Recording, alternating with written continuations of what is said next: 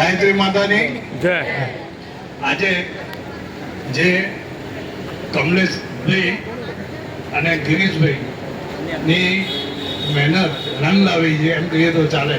તમે આટલી ગરમીમાં અહીંયા બધા આવ્યા છો તો એક તમારો જે સ્વભાવ છે, તમારી જે ચિંતા છે, તમારા જે પ્રશ્નોની વાચા આપવા માટે અહીંયા આપણા કોર્પોરેટરશ્રીઓ બી આવ્યા છે અને આ કાર્યક્રમ એટલો સુંદર સરસ ગોઠવ્યો છે જેથી કરી તમને બધાને એનો લાભ મળે.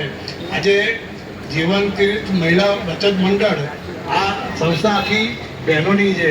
બહેનો જે સવારે શ્રમ તો કરે છે અને આખું શહેર સ્વચ્છ રાખે છે અને આ એમની મહેનત ને એમની જે વ્યવસ્થા કમલેશભાઈએ કરી છે એ દાદ માગી રહેવી છે. આજે બચત મંડળી ચાલે છે. બહેનોને અનાજનું વિતરણ અવારનવાર જે કંઈ જરૂરિયાત હોય એ પૂરી પાડવા માટે કમલેશભાઈ જે સતત પ્રયાસ કરી છે તે ધન્યવાદ. આજે વિશેષ જણાવવાનું કે ગાયત્રી માતાની જો કૃપા મેળવવી હોય, ગાયત્રી માતાનો જે મંત્ર છે, ગાયત્રી મંત્ર એ સદબુદ્ધિનો મંત્ર છે.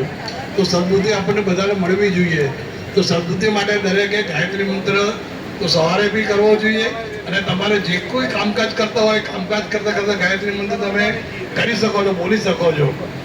બીજું અમારો શાંતિકૃતિ આદેશ છે, સવા કરોડ ગાયત્રી ચાલીસા કરવાના છે. આ 15 તારીખથી 24 તારીખ સુધીમાં દરરોજ 9 દિવસ સુધી 12 ચાલીસા, 15મીથી શરૂ કરો, 12 ચાલીસા વાંચી કરવાના. એવા 9 દિવસ સુધી સતત વાંચવાના. 24 તારીખે ગાયત્રી જયંતિ છે એટલે પૂર્ણાહુતિ થાય. એની પૂર્ણાહુતિ તમે તમારા ઘરે બી કરી શકો છો, ગાયત્રી મંદિર જઈ કરી શકો છો. અમે બી ગાયત્રી પરિવાર નારણપુરા દ્વારા 24 તારીખે ગાયત્રી જયંતિ તમારા પરમ ગુરુદેવની પુણ્યતિથિ છે તો એનો એક કાર્યક્રમ જીવન સંધ્યા અહીંયા અંકુર એ બી વડીલોના સાથે રાખ્યો છે.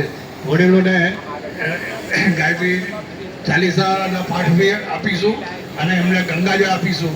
જેથી એ લોકો વારંવાર તો જઈ શકતા નથી, ગંગાજી નાહવા ના જઈ શકે તો ગંગાજળથી ઘરે બેઠા ગંગાજી એમના નાવાના ડોલમાં થોડું પાણી દરરોજ એનાથી સ્નાન કરે અને જાણે ગંગા સ્નાન કરી રહ્યા એનો આનંદ મળે એવો એક ભાવ છે. તો ધન્યવાદ.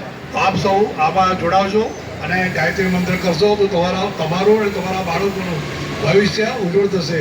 જો બાળકોને સારા ભણાવવા, સારી વિદ્યા મેળવવી હોય તો ગાયત્રી મંત્ર એમને શીખવાડજો અને એમનું જીવન ઉજ્જવળ ભવિષ્ય બનાવજો. જય ગાયત્રી.